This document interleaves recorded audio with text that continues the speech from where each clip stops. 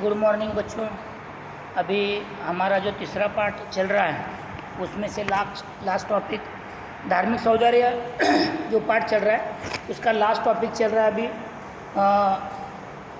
महानुभाव पंथ। और महानुभाव पंथ में से हम लोगों ने जो देखा है महानुभाव पंथ में से हम लोगों ने देखा है कि 13वीं शताब्दी में चक्रधर स्वामी का कार्य और महाराष्ट्र में प्रचार प्रसार, इसके बारे में हम लोगों ने चर्चा की है।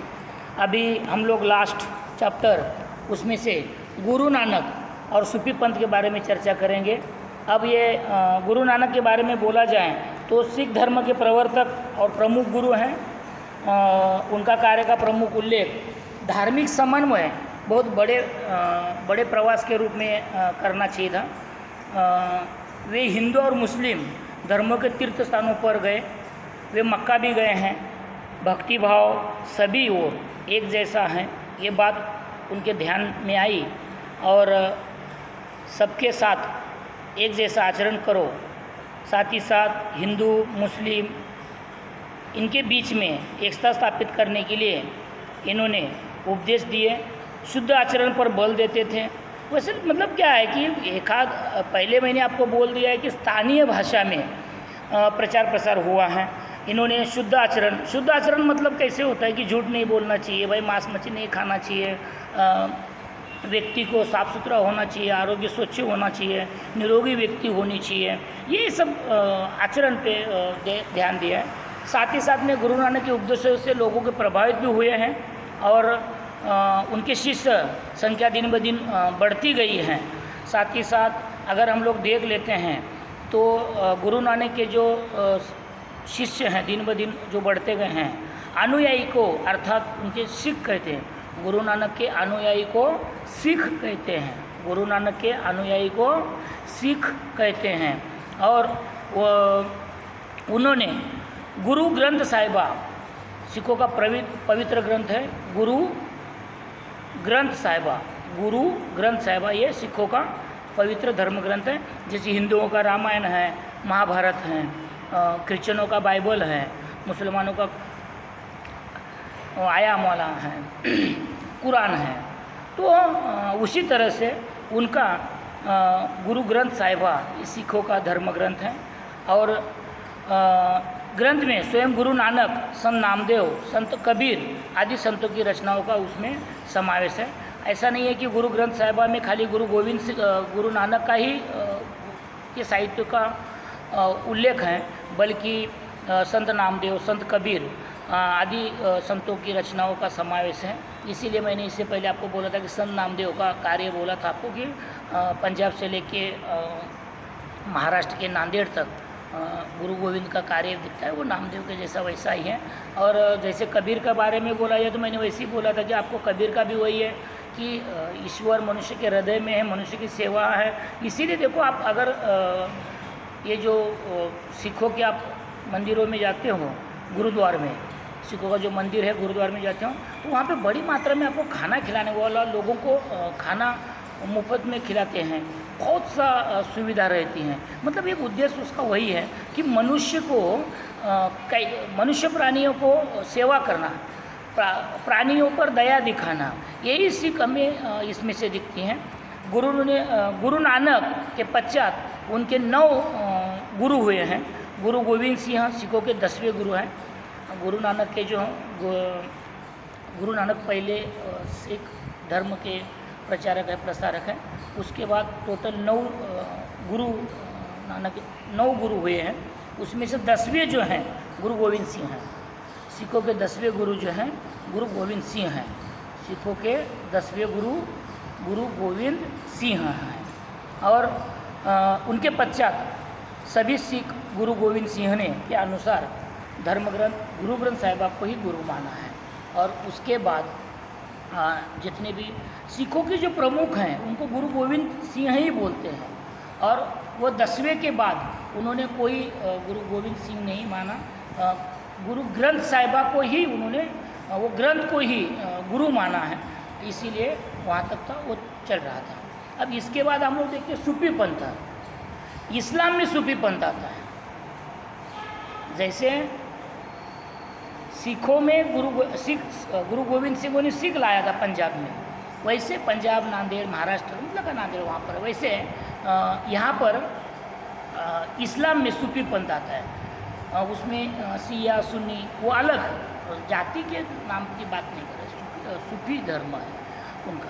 तो सूफी पंथ एक है, और सूफी संतों की एक श्रद्धा है कि ईश्वर प्रेममय है, ईश्वर सबसे प्रेम करता है, और वो प्रेममय होने के कारण प्रेम और भक्ति के मार्ग पर चलकर ही ईश्वर के पास पहुंचा जा सकता है।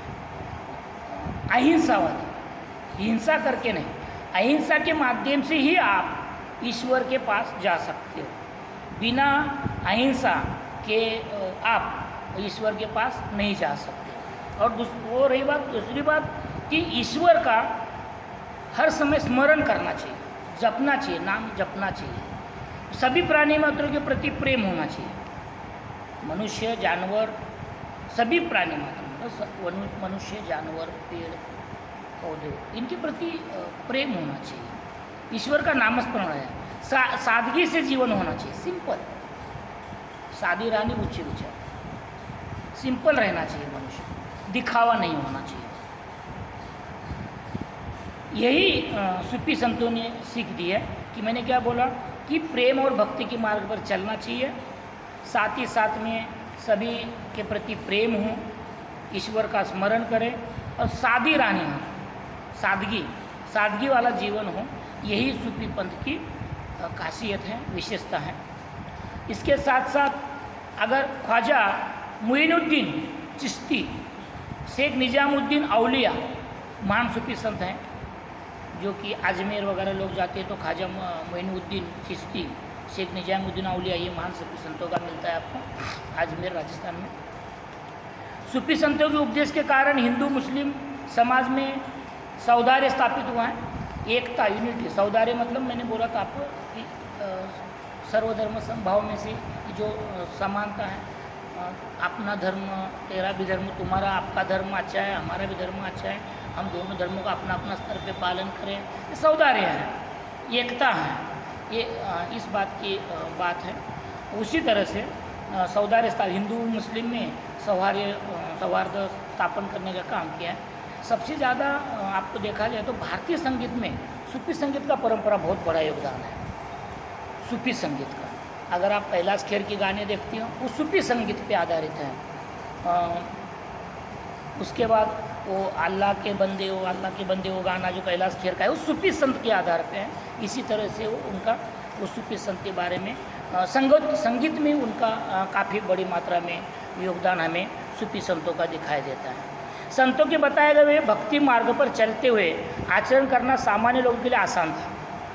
असल में क्या है कि संतों ने जो भी सिंपल सी है सब, कि भाई प्रेम और भक्ति के मार्ग पर चलना है, ईश्वर प्रेममय है, सभी प्राणियों पर प्रति प्रेम हो, ईश्वर का स्मरण करें, यही सब, और सादगी भरा जीवन हो, यही आचरण है। तो ये लोगों को, इसका पालन करना लोगों को आसान था, सभी को लोगों को आसान था असल में। और दूसरी बात क्या है कि भक्ति आंदोलन में स्त्री पुरुषों को समावेश था। ये जो 13वीं शताब्दी के बाद जो 17वीं शताब्दी की बात हम लोग कर रहे हैं, उसमें पुरुषों के साथ साथ स्त्रियों को भी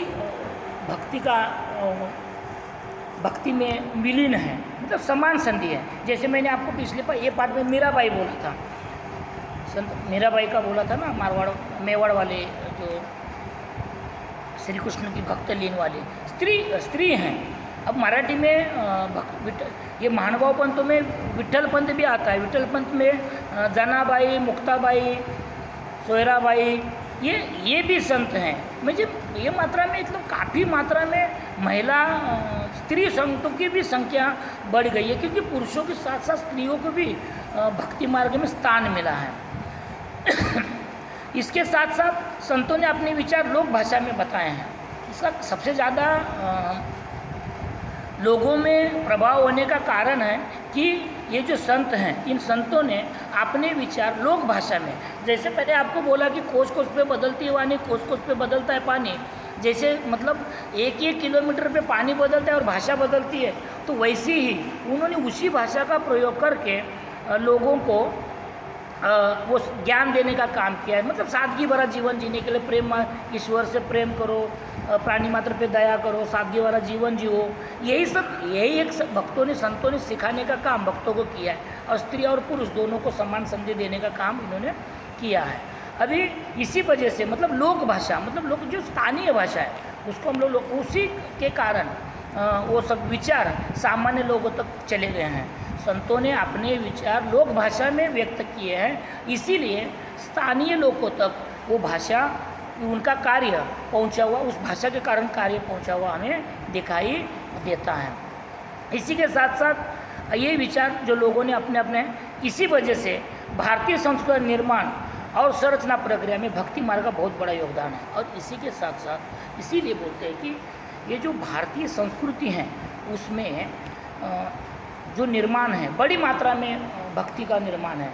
जो आज भी हम लोग सर्वधर्म सहिष्णुता देखते हैं, संविधान के नियम के आधार पर चलते हैं कि सर्वधर्म समभाव,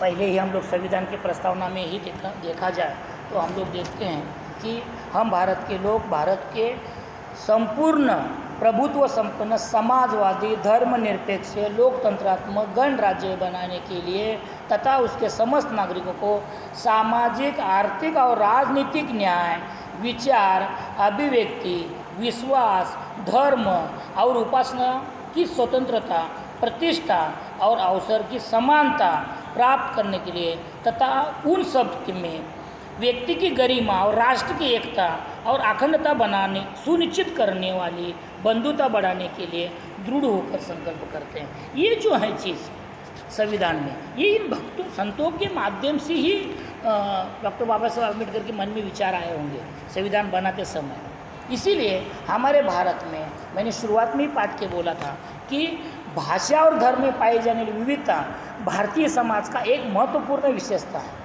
इसीलिए मैंने आपको बोला था कि इसी कारणवश भारत में विशेषता पर ध्यान देके वही समाज संविधान में सर्वधर्म समभाव की संकल्पना व्यक्त की गई है। इसी तरह से हमारा अभी पाठ खत्म होता है।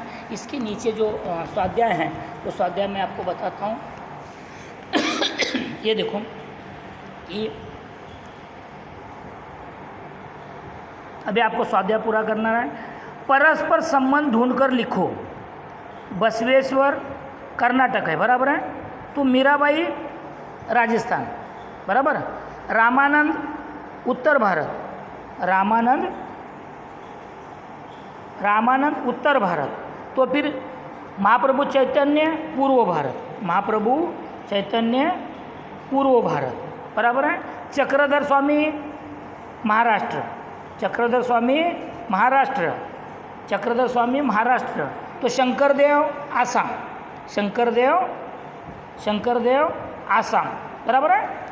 इसके बाद आपको ये तालिका पूरी करनी है। भक्ति आंदोलन, प्रसारक और ग्रंथ। अब भक्ति आंदोलन में प्रसारक कौन है? भक्ति आंदोलन में गुरु नानक समझो। गुरु नानक का ग्रंथ कौन सा है? गुरु ग्रंथ साहिब। महानुभाव पंथ चक्रधर स्वामी, बराबर है। चक्रधर स्वामी, बराबर है। और चक्रधर स्वामी का ग्रंथ संस्कृत में, बराबर है। ओके, विपुल मात्रा में है। उसके बाद सिख धर्म गुरु नानक, उनका ग्रंथ गुरु गोविंद साहिब, बराबर। भक्ति आंदोलन की बात करें तो हम लोग कबीर चलेगा, मीराबाई उनके पद चलेंगे, यहाँ पर मीराबाई चलेगा। भक्ति आंदोलन में मीराबाई चलेगा, उनके पद। महानुभाव में चक्रधर स्वामी, उनकी रचनाएं, बराबर। सिख धर्म गुरु नानक, ग्रंथ गुरु साहिबा, बराबर। भक्ति आंदोलन में संत कबीर विख्यात संत के रूप में उदित हुए, क्योंकि भक्ति आंदोलन में संत कबीर आंदोलन में कबीर विख्यात संत के रूप में उदित हुए, क्योंकि संत कबीर ने क्या किया था कि उन्होंने, कबीर ने आंदोलन विख्यात क्यों है? क्योंकि तीर्थ स्थानों, व्रतों और मूर्ति पूजा को महत्व नहीं दिया था। सत्य को ही क्या किया था उन्होंने? सत्य को ही ईश्वर माना था। बराबर, सब मानव एक हैं, यही सीख दी। जाति पंथ भेद धर्म भेद को उन्होंने अमान्य किया था। इसीलिए संत बसवेश्वर कार्य का समाज पर क्या प्रभाव पड़ा? दूसरा प्रश्न, संत बसवेश्वर का क्या है कि उन्होंने क्या है, स्त्री और पुरुष दोनों को, स्त्री और पुरुष दोनों को समान संधि देने का प्रयास किया है। और कर्नाटक के होने के कारण कन्नड़ में और उनके बाजू में मराठी प्रदेश रहता है, इसलिए मराठी भाषा में दोनों स्थानीय भाषा में प्रचार प्रसार करने की कोशिश की है। लिंगायत भाषा विचारधारा का प्रसार प्रचार किया है। कायक व कैलाश, ये वचन प्रसिद्ध है उनका, श्रम ही कैलाश, कायक व कैलाश। ओके, अभी इसके साथ साथ आपको ये जो चौकट हैं इसमें संतों के नाम छिपे हुए हैं। इनमें क्या हुआ है, संतों के नाम छिपे हुए हैं। और उस आपको क्या करना है, संतों के नाम इसमें से, जैसे मैंने अभी एक गुरु गोविंद एक ढूंढ के निकाला है पहले, बराबर है। बाद में इधर मीराबाई, ये देखो मीराबाई, यहाँ लास्ट के 5 में मीराबाई है ना। वैसे आपको क्या करना है, ये पहले ये गुरु नानक, इधर ऊपर से मेरे उंगली के ऊपर से ये गुरु नानक, इसी तरह से आपको क्या करना है, इसमें से ग्रंथों की संतों के नाम आपको ढूंढने हैं। ओके, इसी तरह से ये हमारा भी, इसी तरह से ये हमारा पाठ अभी ख़त्म होता है। इसके आगे का पाठ हम लोग अगले हफ्ते में देखेंगे। Okay, bye.